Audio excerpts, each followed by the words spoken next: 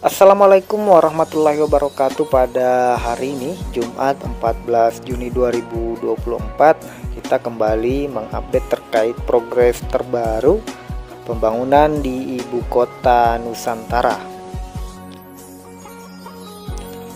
Dihimpun dari Direktur Bina Penataan Bangunan Kementerian PUPR, Cakra Nagara mengatakan, pembangunan IKN oleh PUPR dilakukan jumlah 104 paket yang telah terkontrak. Adapun untuk progres konstruksi Istana Negara menyentuh 71,82%, Kantor Presiden 84%, Mespas Pampres dan pendukungnya 89%.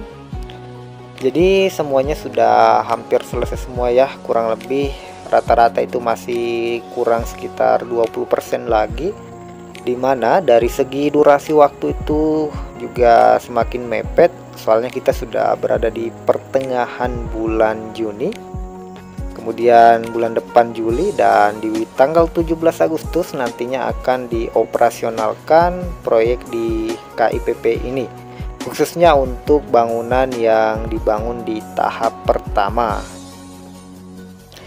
Untuk pembangunan istana progresnya 71,82%, sedangkan kantor presiden 84%, kemudian ada juga sekretariat presiden, Mespas Pampres dan pendukung lainnya itu 89%.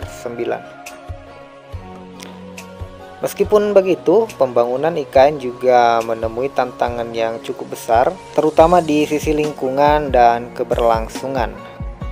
Kami memperhatikan pembangunan berwawasan lingkungan, aspek pencemarannya kami tekan seminimal mungkin, dan kami coba kendalikan supaya tidak terjadi pemotongan pohon. Jikalaupun ada pohon yang ditebang, itu harus diganti dengan pohon yang lebih banyak. Jadi makanya di sekitar kantor presiden khususnya di area belakangnya itu sebelumnya banyak dilakukan penebangan pohon.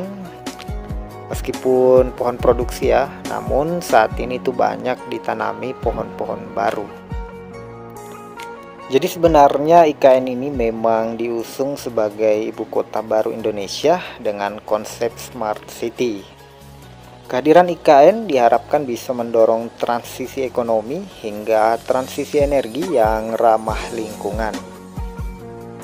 Terkait hal itu, Direktur Informasi dan Komunikasi Kemenkominfo, Septiana Tangkari menjelaskan, pembangunan infrastruktur digital di IKN akan berkenaan dengan sistem pemerintahan berbasis ekonomi yang dikembangkan Kemenkominfo. SPB ini terkait penyediaan pusat data nasional yang dibangun ada 3 tahap, dengan salah satunya di ibu kota Nusantara. Pada proses perencanaan dan pembangunan IKN, Septriana menekankan tentang partisipasi masyarakat dan inklusivitas.